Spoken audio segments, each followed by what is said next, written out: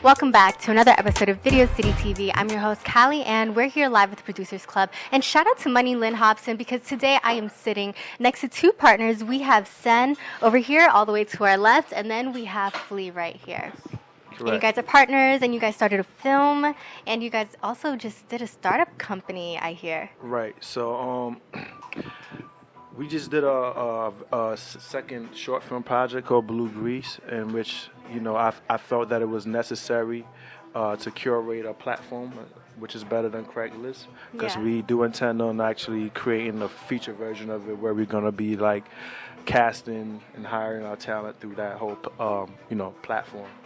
So we want people to, be able to check out both projects, you know what I'm saying? Yeah. The short film that we have, so that way they can be interested in it. Mm-hmm. And then, you know what I'm saying, share their talents with us on globalboard.world, so that way we could cast and hire them for the actual feature project for Blue Grease. Wow, so you're also hosting your own agency, a casting agency. Well, it's not, in a way. It's not a casting agency, but, I was just telling Sin earlier, so I did my first short film, which is a Proceed with Caution. Congratulations. Thank you. Streaming on Amazon Prime.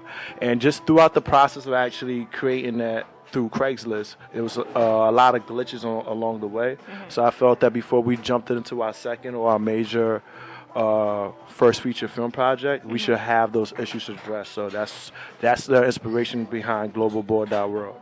The startup. Globalboard.org. Make sure you guys check that out and follow that. Yeah, it's a tongue twister because the .com was gotten by a Chinese person, so you have to go with the .world. Nice. That's really cool. So how long have you guys been partners for? Can you tell us a little bit about who you guys are? I'm actually not a partner. Okay. Well, that's what we were told. That's what we were told. You guys work together. Man, I'm an artist, man. You're an artist. Yeah, I'm a Harlem artist. Okay. Come up like under the Diplomat umbrella. You know what I mean? Yeah, there we go. Nice. I'm Freaky Zeke artist, actually. And I'm just a face in there. Like, I don't know. Well, he helped me put the film together. As far as it was my second time around, and I wanted to do something whereby we can incorporate music, and then who better to get than, you know what I'm saying, Sin City himself. City. Exactly. Okay. So, you know what I'm saying, I always say that, Sin is the person from that umbrella I was supposed to pick up after Max. So he didn't get his due share. So listen. No, I don't know. Hey, Mr. Ooh, man, stop. Let the world know. I'm the dude that just started working with, Jim after him and the other person stopped doing music, and then it looked like I was trying to be a replacement, but I'm not. I'm Zeke's artist. We never said that. We just said you know what I mean? You's a dope artist as well. You know what I'm saying? And the world need to hear your just do. I didn't done my music as far as that go. I'm nobody's replacement. Well, how long have you been doing music for? For a minute. Started like really getting known off Jim first mixtape project, as far as his worldwide mixtape, Ghost of Rich Porter, and then just started doing music with everybody. The list goes a long way, and it's Lil Wayne, T.I., Gucci. The list definitely goes a long way. Yeah. So you're a fan. You already know. You're speaking for him. I grew up listening to these guys. Yeah. I got inspired by these guys. Even the concept of the startup actually, just comes from, Dame and Cam always pushing the idea of being independent and us creating our own lane. So when I realized it was a glitch within the Craigslist space, and us as black people, we don't really have our own classified ads. I mean, Puff tried to do something similar, right? With something global, some global. I forget the name of it. He's in a lot of different cases right now. But he trying to Empire Global or something like that.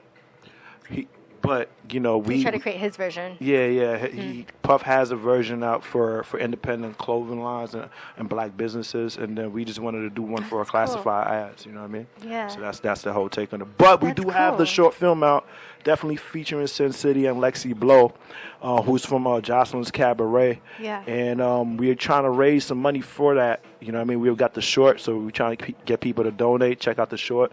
We collaborated with a lot of independent brands across the planet that we also help trying to market their stuff. So, when you do donate or you pick whatever donation you're trying to give, it has a kickback to it. And, we're trying to get investors to get involved and, just to see what we're doing on the independent scale and how best we could grow it from here. Because, like I said, it's a second short film project. Yeah, that's exciting. These are like your babies. Your second Yeah, baby exactly, right now. exactly. We're just planting the seeds and, trying to water the field and see how best we could reap the benefits of it. You know what I mean? Yeah, that's super exciting. Can you tell us actually a little bit about what it's about? The film Blue Grease it's about a Harlem college kid that played basketball that actually gets his heart broken. His first experience that turns him into a local savage. So you get to understand the concept of actually, why some guys turn out to be players. You feel me? Yeah. Okay, maybe I can watch that. So, Facts though. so you created the soundtrack for the first one or for the second one? Second one. The second one? Blue Grease. Is the soundtrack already out? It's already out. It's actually on Cam's. You told me about it. Oh, if anybody tunes into It Is What It Is, it's a show that's on YouTube, sports show. Cameron and Mace. That's my song. That's the commercial. Actually, Cam paid for it, so. So it's Cam's song. Yeah, it's his song. It's not my song no more. But that's a lot of people ask him. Well, he tells me a lot of people be asking me who is that. We shot the video, but it was so hot and it was just annoying. Oh, so it's out. Make sure you guys check it out. Maybe we can showcase it after it's this. It's called Narcissist. Yeah, Narcissist. Yeah, so I think, huh? Yeah, it's out. It's out. Yeah, so I think you using it, right? Right. Yeah. Yeah, it's in that movie too. You better clear with Cam before you be in court, nigga. Nah. I'm just playing. That was a joke. Excuse Sun City. He's so tired right now, as you can tell. I broke day. Oh wow. Yeah. Wow. All right. So before we go, do you guys want to give out any shout outs or drop any gems? Just be on the lookout for what he got going on, and Blue Grease. he has a lot of drive. That's why I stand behind what he's saying or whatever. He's real driven and he's persistent. You know what I mean? And you don't really find that. And he's a genuine dude. You know what I mean? Not trying to gaffle you or rip you out of money or anything like that. Can you curse on this shit? Yeah. Oh yeah. All right. Yeah. He's not trying to fuck you over no paper. So when I meet genuine people in this industry, which is rare, you know what I mean? I'm cool with them, and I support whatever it is that they're doing. So. Nice. Well, thank you guys for coming on to the show and for sharing a little bit about who you are and what you do. Right. So make sure y'all follow us on Instagram. It's Sin City 730 of the Diplomats. Flea_Pesci. And make sure you check out what we're doing on there. You can also check out the YouTube pages. The Fourth Quarter, which is DA4 THQUARTER. And you get to see actually what it took for me to actually create my first short film that's streaming on Amazon, which is called Proceed with Caution. And then maybe that give you a better understanding of what we're trying to do as far as, the second short film, Blue Grease, featuring Sin City and Lexi Blow. And, the startup, which is globalboard.world. Yeah, make sure you guys check that out. Video City TV, tap in. Tap in.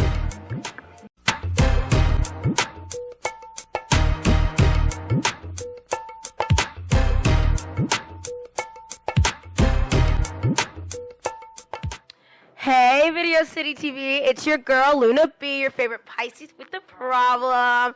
And we are here with the Miss Fashionista, Danielle Sutherland. Oh, my God. Now, we're twinsies today, Danielle. Look at us. Yes, we are. You see it? You see what we got going on? It wasn't planned. It should have been. So tell me all about your amazing career. Now, I know you do runway, you do print, you do everything. So tell me, what got you started with modeling? What got you on the runway? Well, first of all, I'm originally from the Bronx, Ooh, boogie down Bronx, boogie down Bronx. of Jamaican descent, and as I relocated from city to city, I ended up in Nyack. Wow, And that's where I'm grounded in my talent. Wow, okay, that's Yeah. amazing. So you have Jamaican descent, so does that bring the flavor to your pictures? Because let me tell you, she looks sweet and innocent now, but in them pictures, she knows how to work it. So let me tell you, was that the Jamaican jerk spice that I'm getting from that? Like, I'm getting some spice of the islands in that. Is that where that comes from? Tell me about your Jamaican descent. Yes, of course. You know, we're cultural people. And, Yes. we like color, we like fashion, and a bit of everything. Yes, I love that. I love that. Okay, so tell me about what you guys have going on. So I know I've seen the pictures where you're performing in these amazing crowds of people. How does it feel to be on the runway with everyone looking at you and you're just like me, me, me? Like, tell me about that. I'm Oh, jealous. it's great. It's a beautiful thing, really. You know, I put all my energy into it, my pride. It blocks out all the negative, you know, atmosphere, and it's a good thing. Right, I love that. I love that. Okay, so I know you've done acting as well. So you do acting and all that kind of stuff. Tell me about like what you've done in the past and what brought you to that as well. Well, I've done a commercial Oh in my the Palisades Mall in Nyack, Yes. and I also did a small film, Okay. a short film, and that gave me the experience to Yeah, model. I love that. Okay, so you do Rockland Fashion Week every year, right? Yes. Tell me about that, because that must be amazing. Like, Oh, it's big. It's Oh my really God. big. You get like 300 to 500 people, oh, that's insane. and it's great energy. I love that. I'm like, so what's your favorite part about modeling the designs? Like, is it just the people? Is it just being on stage? Like, what is your favorite part of modeling? Being on stage. Yeah. Yeah. Mm-hmm. It relieves stress for me. I love that. Lights, camera, action. Yeah. I love that. Okay. So tell me about more where to find you. Where can we find you online? Do you have any upcoming shows? Where can we find you at? You can find me on Instagram, Danielle, Daniele Okay. S7676. Okay, yes. We got to follow her, y'all. Listen, I love the fashion world. So when I looked at Danielle's stuff, I'm like, oh my God, this girl knows what she's doing. So I have one more question before we get out of here. So I need to know. You're going to be doing, I know, September's Fashion Week. I know it's a Yes. little bit mysterious. So give me a little bit of sneak peek about what you have going on for November and December. I know you have the Rockland and then you have the New York Fashion Week. Tell me about Right. that. The New York Fashion Week is coming up in September. Hopefully, you know, I'll be in it. And there's Rockland Fashion Week every year in November. And during the year, there's always different fashion shows. Yeah, oh my God. See, this is amazing. We have our original New York City Tyra Banks sitting here, better than Tyra Banks, but don't quote me. All right, y'all. Well, you heard it here first. Here with Daniela signing out. Luna B, your favorite the problem. We'll see y'all later, Video City TV.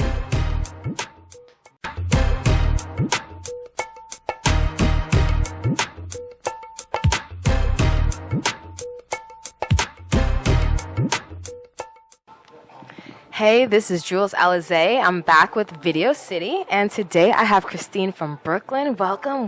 How are you? Thank you. I'm doing good. Very grateful to be here. We're grateful to have you. I have so many questions for you. You basically have a brand around spirituality and embracing yourself, and you call yourself Seek the Empress. So what inspired this name? Well, Seek the Empress is a part of a journey that I was on for myself, seeking the Empress within my own self, this sovereignty, this queen, this autonomous being that has control of her mind, her body, and her spirit. And this was a part of a journey that my life was reflecting a lot of challenges and struggles, and I wanted to understand why was this happening into my life when I see examples in the world of the opposite? And I came to realize there was a lot of generational trauma that was showing up that invited me into a deeper journey into self-awareness. How did you start that journey? I know you said that growing up, you grew up as Catholic. So right now, do you still identify as Catholic, or do you identify as... I identify as a spiritual being. If I'm going to say I have a religion, my religion is love. I like that. And I'm grateful for my Catholic upbringing, but I believe that it was very limited in its perspectives. And my journey of spirituality took me all over the world. I've sat amongst many different cultures, traditions, peoples, gurus, mentors, teachers, and I found a fine thread of truth amongst all of them, and found that there was a deeper awareness emerging through that journey. Okay. This deeper awareness through studying the other religions, have you felt that there was more of a intertwining of morality, or more of a contrast between the different religions that you've had the chance to take a look at? What I've found is that they were inspiring and encouraging this awareness of self. Most importantly, where I found that in the Catholic religion, and this is again nothing against that. Yeah, we're not. Because again, there was a value in that, and it was my interpretation at the time. Okay. I know you've helped many women and, other people outside of women with finding themselves, and with the retreats that you have, the spiritual retreats and the events that you have. Can you touch on what are the different kind of ceremonies that you do? Actually, I have a gift off camera that I want to touch on because I felt like it's really interesting. The marriage to self ceremony. Marriage of your soul, which is, this is the ring right here. So it is a self-commitment ceremony, and basically the journey is to embrace and come to terms with all of these different aspects of ourselves. Sometimes when we're faced with our shadows and the darker parts of ourselves, we don't want to accept it. We don't want to embrace it. We kind of want to push it aside. And the thing is, if you walk along the street, you'll see the shadow is always following you. So it's always there with you. It's never going to be. It's never going to be a part that you could run away from. And so I think that a big part of the journey is to be able to come to terms and to embrace and to love those parts of self that even in this society may try to get you to outcast or not accept or try to become something else, which in my journey for myself, there was a lot that I was trying to become to make other people happy, to fit into other people's identity of who they think I should be. And a big part of my journey was coming home to who is Christine, aside from who everyone and everything else is telling me I should be. And so it was that journey of reclaiming all of these parts, the good, the bad, the ugly, and being able to love all of them and accept them. Okay. I feel like this is something that a lot of people have a struggle with right now. There's this societal pressure to be woke and to be, super spiritual. And I feel like people take it at a superficial level. It's like, okay, I go to church every day, or, I pray every day. But it's like, are you doing this inner self searching? And I think that subscribing to a regimen is something that people think is going to get you there. And it's not really. And there are a lot of people who are searching. Like me, for myself, I don't have a particular religion. I'm not super spiritual yet. We spoke earlier about there are seasons and reasons why I dip into that. Okay, I want to learn more about this. I want to learn more about that. And then certain seasons and months where I'm more hands off of it, it's on a back burner. And I think that happens for many, like a large percentage of people, not even just in this country, but in the world. And what do you think? What do you think can help with that for people who are searching and don't know where to fall? And where do you think your retreats or experience can give insight on that? I think that it's important to have a relationship with yourself daily. So even if that means taking 5 minutes a day to sit in silence, sit in stillness within yourself, this can drastically change your relationship with self, because no matter what you're doing in this world, you have to take you with you. And everything your relationship with yourself is the longest relationship you're ever going to have. Always. and your relationship with your body, as the body is the physical vessel in which you're expressing. And so some of the things that I encourage is to have a movement practice, especially for women. I mean, but this goes for everyone, right? Being able to connect with your body, being able to tune in, what is your body speaking? One of the tools that I promote is yoga, and the meaning of yoga means to unite the mind, body, and spirit. And one of the things that yoga has done for me tremendously is given me access to that inner communication. It's always there, but if we're not listening, we can miss the subtle clues. You know what that just brought to my mind is different podcasts I've seen, or different like medical practices talk about tension and releasing like emotional blockages through releasing tension. What do you have anything to say on that? Or? So emotion is energy in motion, and when we don't allow emotion to fully be processed, it becomes stuck in the body, which later becomes sickness or disease. And so many people are feeling the external situations because they haven't been listening to that inner call that's been speaking to them over time, trying to get their attention, like, hey, take a look at this. And I myself have experienced that. Of the body keeps the score. The body is one of the greatest ways in which we can hear that communication. And so this is why I recommend having daily practices to connect with yourself, connect with your body, so you can take some time to hear and to also process what's happening to you. There's so many factors that are affecting us on a day-to-day basis. We're also bombarded in this social media world with so many things that are distracting us, programming our subconscious mind. So who are we really if we're having all of these things affecting what we're seeing and who we're being? And that's why it's important to have that time for stillness. I also want to say this really quickly. In 2020, when everything shut down, they say 2020 is 2020 vision, right? This was the year when a lot of people had that time to actually be 2020 still. was very insightful. Right? It was that time when the world became very, very still. During that time, the earth began healing. The earth is suffering right now. We're not seeing how all of the things that we're doing is causing this ripple effect that is affecting everything around us, because we don't believe that we're connected to everything around us. We don't recognize that the earth, the plants, all of these things are us. It's our reflection. But we're not taught that. We're taught to have this hierarchy kind of belief that we are above it. And I think we're starting to see that there's a lot of chaos that's being formed from the inner chaos. The external wars that we're seeing in the world are a reflection of the internal wars that we're having within ourselves, because we forgot who we are. Oh, powerful. That I feel like that last ending, forgetting who you are and having all that external like static and the external showing you what's going on inside. I actually we spoke earlier about Ramadan for me, and like I said, I don't like have a particular faith or dominion, but I chose to participate in Ramadan, and I took it like really personal. I will say I successfully completed 26 days out of 30. Yeah, I was very proud of myself, even without the praying, because I'm not gonna cap, I didn't do that. But the fasting, no alcohol, no smoking, no sex, no watching like violent TV, no watching, kind of like clearing your senses for that time period and like really committing to it.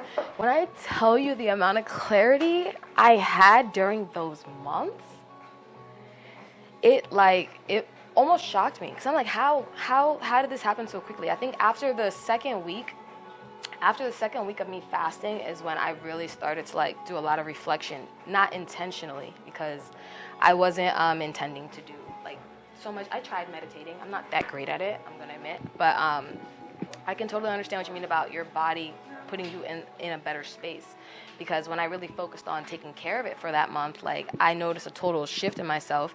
And even though like I said, like I don't claim the faith, like I'm gonna try again this Ramadan season. I want to see if I could do it again, and if I can do 28 days, because I did only 26.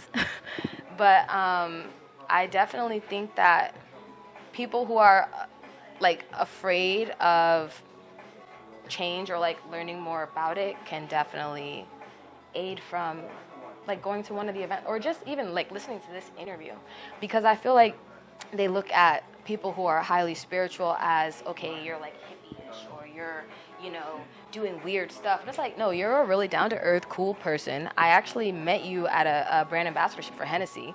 So before we even got into all of that, it was like, oh, wow, like, you're just, like, really down-to-earth. And I told you when I met you that I was dealing with a situation with an individual that I felt like I was getting a lot of negative energy from, and I felt like that energy was rubbing off on my life. And at the time, you told me a lot of things that there was no way that you could know this. Like, there was no way that you could know, like, the certain specific advice that she was giving me. And I chose to ignore it. A few months later, I finally, like, let go.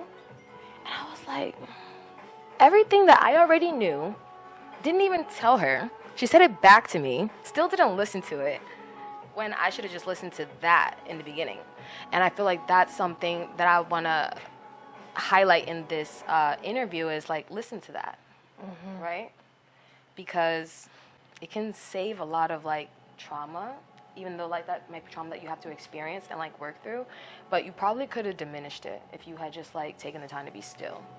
And I think that's a big part of the journey, like becoming your own best friend and really developing that inner relationship. That this, I feel, again, in this society, there's always this fairy tale awareness of like look outside yourself, but really the answers always lie within. And the thing is, when we had that conversation, I'm only saying what you already knew. I was the mirror to show you back what was already inside of you.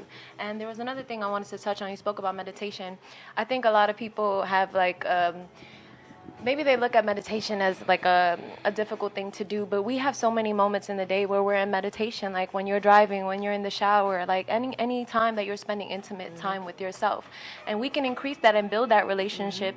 You can start with a minute of meditation. Today, I'm just going to take a moment to sit with myself, check in, how I'm feeling, what's going on, what are the programs, the paradigms, the memories that are playing, because a lot of us are living from memory. Moments in time, right? Moments of time where these things happen to us, where we're reacting from that state. We're still looking at life through that lens.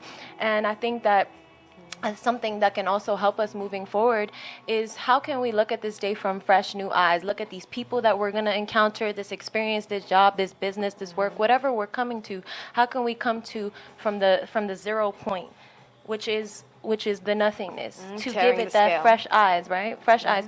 Because I think that also when we start to label and identify as things, we start to put them in a box. And once something is in a box, it's kind of hard for it to expand into something else. But when we can give it that new perspective and those new eyes, we'll always find something beautiful in it. Or we can give it the capacity to grow into something greater because it's not being confined by our limited perspective. So we're going to close with that powerful statement. I encourage all of you to check out the retreats and the events by Seek the Empress. Thank you, Christine, for being with us today. Having me, super grateful. I'm Jewelz again from Video City, and we are closing out. All right, cheers.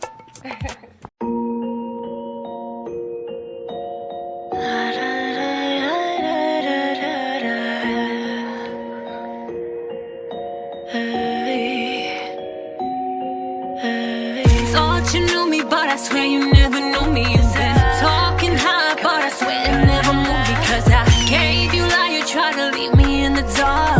Closed my eyes and I loved you in my heart. Now I'm looking up, I'm doing my dance. I get what I want, I know I can. You know I ain't giving these niggas no chance. I touch money, I don't hold hands. Gave you light, you tried to leave me in the dark. Closed my eyes and I loved you in my heart. They've been hoping that I lose it. I'm a savage, about to prove it. I was racing, now I'm cruising. Fix my scars and all my bruises. On the way to the top, with you all night. The show don't stop, with you all night. Gotta watch how you do me.